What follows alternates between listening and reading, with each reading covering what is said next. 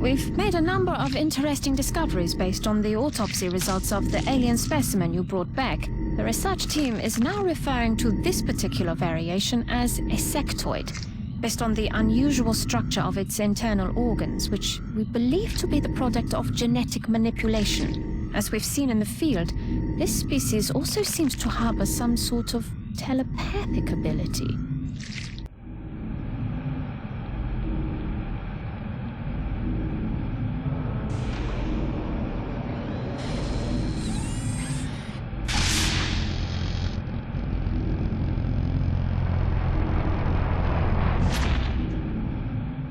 The tall one has, up until this point, been unofficially referred to as the Thin Man. Initial testing has revealed a concerted effort by the aliens to modify this specimen's genetic structure in such a way as to make it appear human. However, on closer inspection, they seem to have had some trouble concealing the eyes, which appear to be reptilian in nature.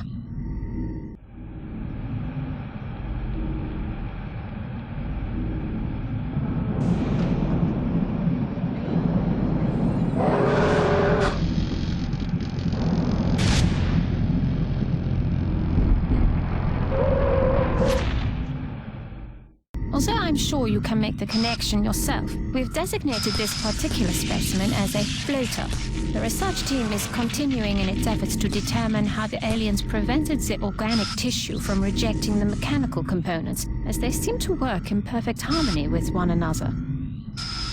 Based on what we've seen in the field so far, including several grotesque examples of trauma resulting from the emergence of its young, we've taken to calling this specimen a Chryssalid.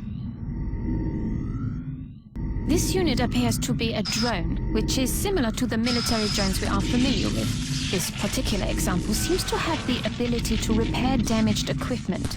Dr. Shen and I believe it should be possible to capture and repurpose these for our own use in the field. We've yet to recover one of these in functional condition from the field. The men seem to enjoy using them for target practice. At the present time, we know that the Cyberdisc, as they've been calling it, is heavily armed, but it shows no clear pattern of behavior on the battlefield.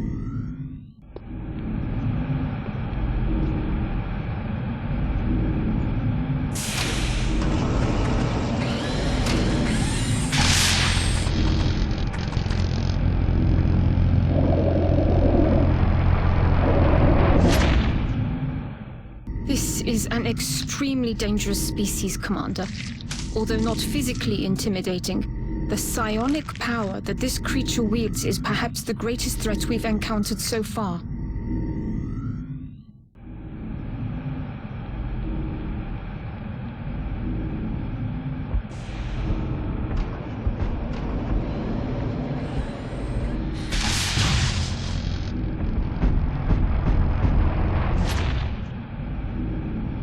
This is the most physically aggressive specimen we've discovered so far, which the troops fondly refer to as the Muton. I can only assume there's a colorful backstory for such a designation.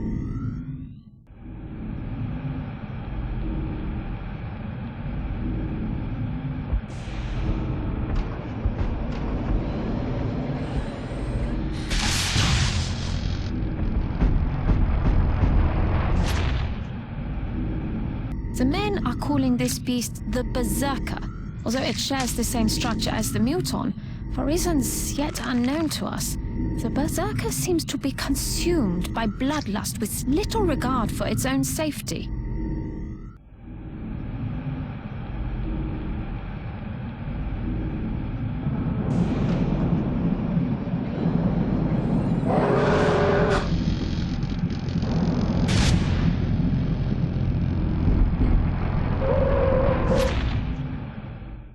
Another variation on a previously identified specimen, this is the heavy floater.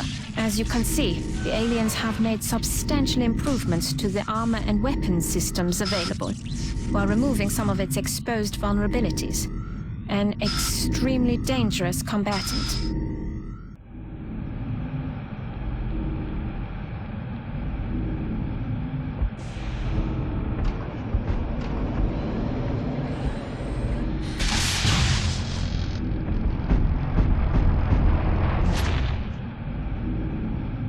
if the standard Muton hadn't given us enough trouble, the aliens apparently kept several of these elites in waiting for the later stages of their invasion.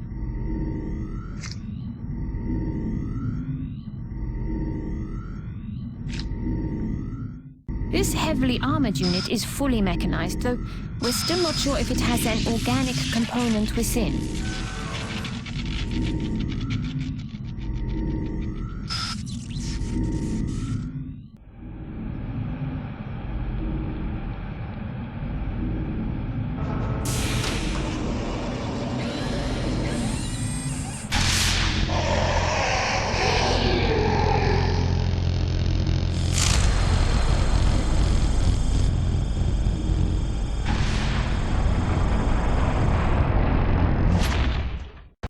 This specimen appears to be at the top of the alien hierarchy, and for good reason. As you've probably seen, its physical form is not suited for combat by any means.